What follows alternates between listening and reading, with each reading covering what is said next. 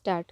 હાલના પ્રતિવાદીઓ કૌંસમાં મૂળ પ્રતિવાદીઓ કૌંસ પૂરો દ્વારા આ દાવાનો વિરોધ કરવામાં આવ્યો હતો અને અન્ય બાબતોની સાથે એવી દલીલ કરી હતી કે દાવાવાળી મિલકતો પ્રતિવાદી નંબર 1ના પિતા ત્રિભુવનદાસની સ્વહસ્તગત મિલકતો હતી અને સંયુક્ત કુટુંબની મિલકતો ન હતી. તેથી વાદીને ઉપરોક્ત મિલકતોમાં કોઈ હક કે હિસ્સો નથી. વધુમાં એવી દલીલ કરવામાં આવી હતી કે ત્રિભુવનદાસે સર્વે નંબર 110 રજિસ્ટર્ડ વેચાણ દસ્તાવેજથી તારીખ 23/10/1937ના રોજ ખરીદ કરેલ હતી. વર્ષ 1959માં ઉક્ત ત્રિભુવનદાસના મૃત્યુ પછી પ્રતિવાદી નંબર 1 સગીર હોવાથી વાદીએ તેણીને પ્રતિવાદી નંબર 1ના વાલી તરીકે નિમણૂક કરવા માટે અરજી કરી હતી. પ્રતિવાદી નંબર 1 પુખ્ત થયા બાદ ઉપરોક્ત મિલકતો પ્રતિવાદી નંબર 1ના નામે જ દાખલ કરવામાં આવી હતી. પૂર્ણવિરામ પેરેગ્રાફ.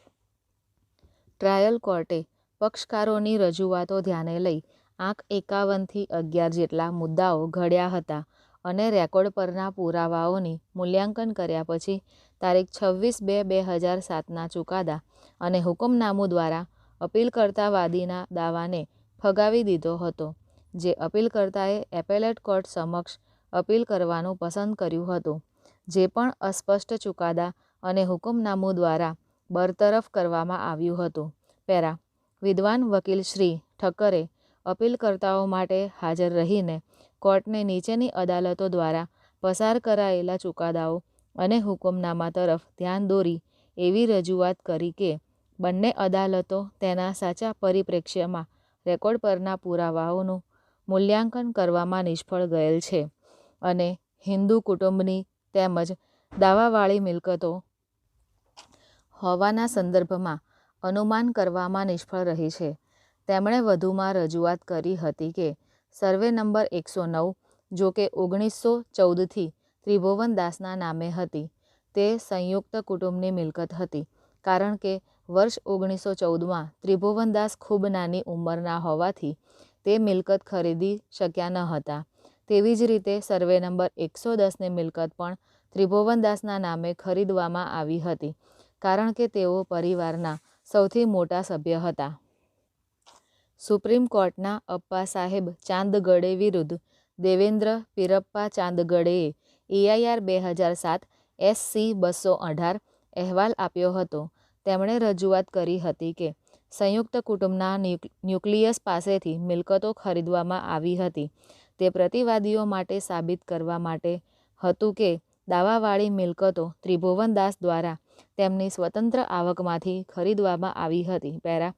જો કે પ્રતિવાદીઓ તરફે હાજર રહેલા વિદ્વાન વકીલ શ્રી M.B. ગોહિલ અપ્પા સાહેબ પીરપ્પા ચાંદગડે વિરુદ્ધ દેવેન્દ્ર પીરપ્પા ચાંદગડે કૌંસમાં સુપ્રા કૌંસ પૂરો ના ચુકાદા પર આધાર રાખતા રજૂઆત કરી હતી કે કાયદાની સ્થાયી સ્થિતિ અનુસાર કોઈપણ પુરાવાના અભાવે સંયુક્ત કુટુંબની મિલકત હોવાના સંદર્ભમાં કોઈ ધારણા ઊભી કરી શકાતી નથી. ત્વરિત કેસમાં તેમના જણાવ્યા મુજબ અરજદાર દ્વારા અત્રે સંયુક્ત કુટુંબની મિલકતો હોવાના સંદર્ભમાં ન તો દલીલો કે પુરાવા આપવામાં આવ્યા હતા અને તેથી અનુમાન ઊભા કરવાનો પ્રશ્ન ઊભો થતો નથી. પેરા. કોર્ટના અભિપ્રાયમાં નીચેની અદાલતોએ હિન્દુ પરિવારની સંયુક્તતાના સંદર્ભમાં અથવા સંયુક્ત કુટુંબની મિલકતો હોવાના દાવા મિલકતોના સંદર્ભમાં અનુમાન ન વધારવામાં કાયદાની કોઈ ભૂલ કરી છે કે કેમ તે પ્રશ્ન છે. પૂર્ણવિરામ. સ્ટોપ.